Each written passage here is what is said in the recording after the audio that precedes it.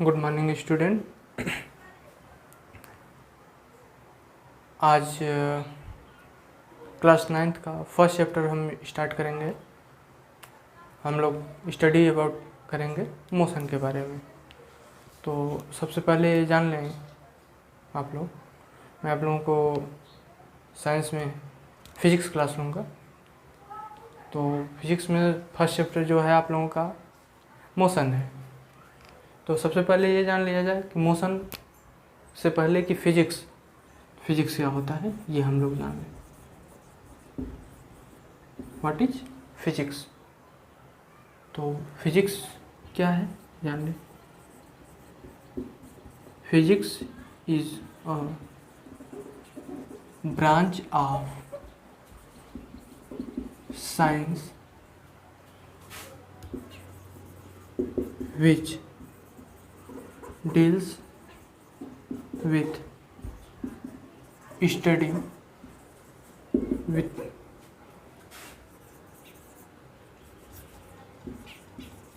nature and natural phenomena। Physics क्या है? Physics is a branch of science, यानी physics science की branch है। Which deals with study with nature and natural phenomena, जिसमें हम किसकी स्टडी करेंगे? नेचर और नेचुरल फिनोमेना की। क्लियर?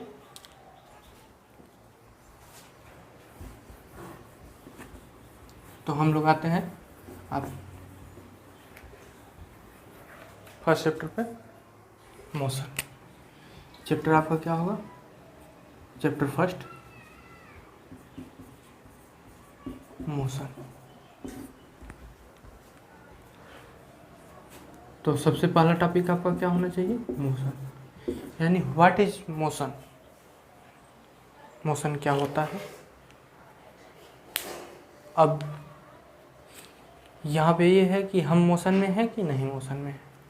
आप मोशन में हैं कि मोशन में नहीं है। मोशन होता क्या है और रेस्ट क्या होता है। तो जैसे देखा जाए इस टाइम हम मोशन में हैं कि नहीं।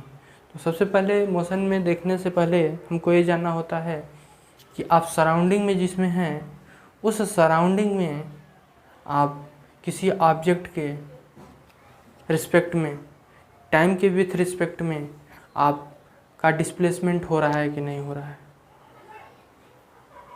जैसे मान लीजिए दो ऑब्जेक्ट हैं, एक ऑब्जेक्ट ए है, एक ऑब्जेक्ट ए है। दोनों ऑब्जेक्ट में ये कुछ टाइम के बाद यहाँ पे डिस्प्लेस हुआ कि नहीं। तो ये जो सराउंडिंग है, इस सराउंडिंग के रिस्पेक्ट में यदि ये ऑब्जेक्ट अपना पोजीशन चेंज कर रहा है टाइम के रिस्पेक्ट में, तो ये ऑब्जेक्ट मोशन में होगा। यदि टाइम के रिस्पेक्ट में इस सराउंडिंग में ये ऑब्जेक्ट अपना डिस्प्लेसमेंट नहीं कर रहा है, वहीं का वहीं पड़ा हुआ है, तो आप समझिए वो रेस्ट में है। यानी कि those object which are movable with respect to time and surrounding, this is known as motion। यानी कि कोई भी ऑब्जेक्ट आपका है, टाइम के रिस्पेक्ट में वो क्या कर रहा है? सराउंडिंग में अपना डिस्प्लेसमेंट कर रहा है, तो मोशन होगा। या टाइम के रिस्पेक्ट में यदि वो डिस्प्लेसमेंट नहीं सराउंडिंग में कर रहा है, तो वो रेस्ट में होगा।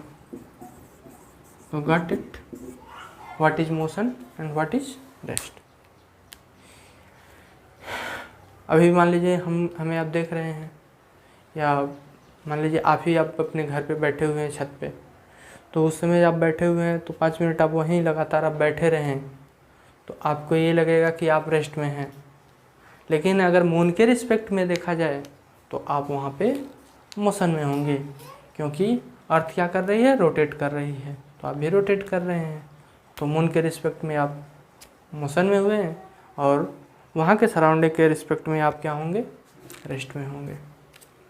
क्लियर हो गई?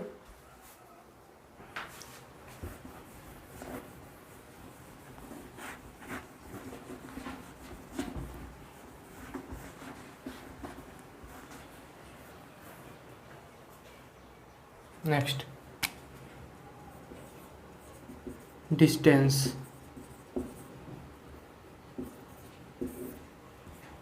ठीक है, व्हाट इज डिस्टेंस,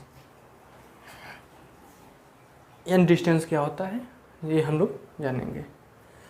यदि कोई object, when object is move from one point to another point, then another point, total path is known as distance. Object is moved from one point to another point, his traveled total path, यानी कि object is covered by traveling total path is known as distance. यानी कि कोई भी object जितना distance travel करेगा, जितना path जितना पाथ आपका ट्रेवल करेगा, वही टोटल पाथ आपका क्या कहलाएगा, डिस्टेंस कहलाएगा। क्लियर। यानी मान लीजिए एक ऑब्जेक्ट है, यहाँ से स्टार्ट हुआ ट्रेवल करना, पॉइंट बी पे चला गया, फिर पॉइंट बी से फिर रिटर्न आया, सी पे आ गया, तो ए से बी पे गया, बी से सी पे आया, तो जितना पाथ इसने कवर किया वही उसका आपका डिस्टेंस होगा। क्लियर।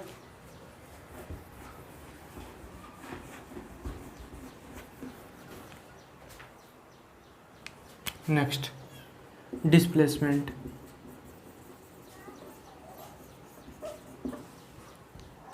इसमें ध्यान दीजिए, कोई भी ऑब्जेक्ट जो होगा आपका ट्रेवल करेगा, ट्रेवल करने पे जितना इनिशियल से फाइनल से इनिशियल के बीच में जो डिस्टेंस होगा वही आपका डिस्प्लेसमेंट होगा। जैसे ऑब्जेक्ट ए से स्टार्ट हुआ, बी पे गया, बी से स्टार्ट हुआ, सी पे गया, तो ये आपका इनिशियल पॉइंट है, ये आपका फाइनल पॉइंट है। फाइनल पॉइंट से इनिशियल पॉइंट के बीच का जो डिस्टेंस होगा, नियरेस्ट डिस्टेंस होगा, वही डिस्टेंस आपका क्या होगा, डिस्प्लेसमेंट होगा। यानी इनिशियल पॉइंट और फाइनल पॉइंट है, फाइनल पॉइंट और इनिशियल पॉइंट के बीच का जो नियरेस्ट डिस्टेंस होगा वही आपका होगा displacement. Clear. Unit of distance and displacement.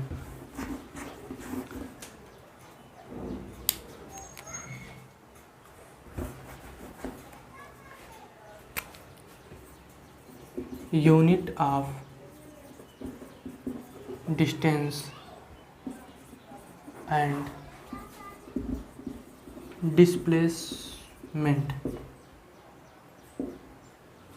तो डिस्टेंस और डिस्प्लेसमेंट की जो यूनिट होती है वो होती है metre. It is denoted by small M. Distance और डिस्प्लेसमेंट की यूनिट होती है मीटर। इसे डिनोट किससे करते हैं, स्मॉल एम से। क्लियर। ओके।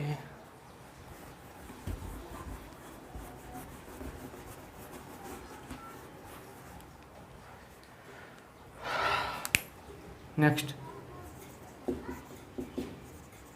डिस्टेंस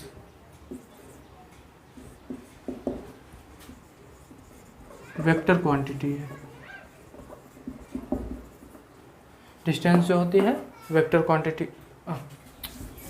डिस्टेंस जो होती है स्केलर क्वांटिटी होती है,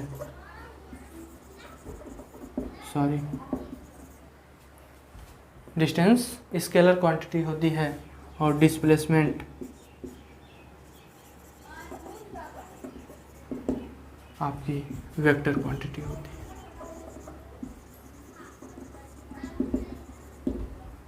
डिस्टेंस आपकी स्केलर क्वांटिटी होती है और डिस्प्लेसमेंट आपकी वेक्टर क्वांटिटी होती है।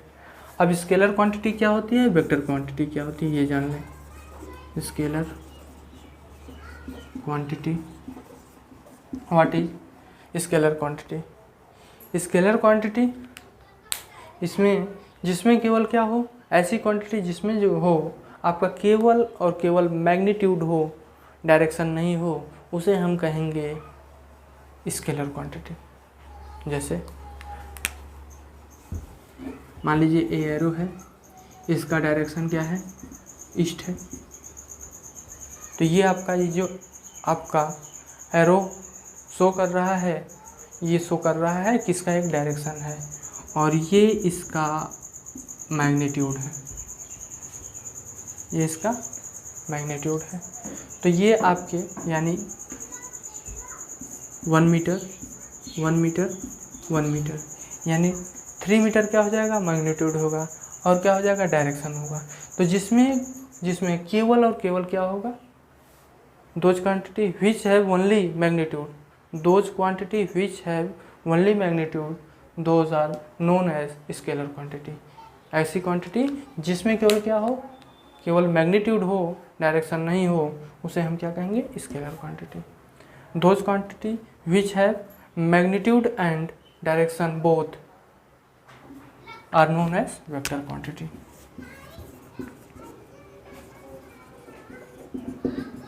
यानी ऐसी क्वांटिटी जिसमें क्या हो, मैग्नीट्यूड भी हो और डायरेक्शन भी हो, ऐसी क्वांटिटी होगी तो उसे हम क्या कहेंगे, vector quantity. Clear. For example ये जो आपका डिस्टेंस था स्केलर क्वांटिटी था, डिस्प्लेसमेंट था आपका क्या, वेक्टर क्वांटिटी। Next, okay.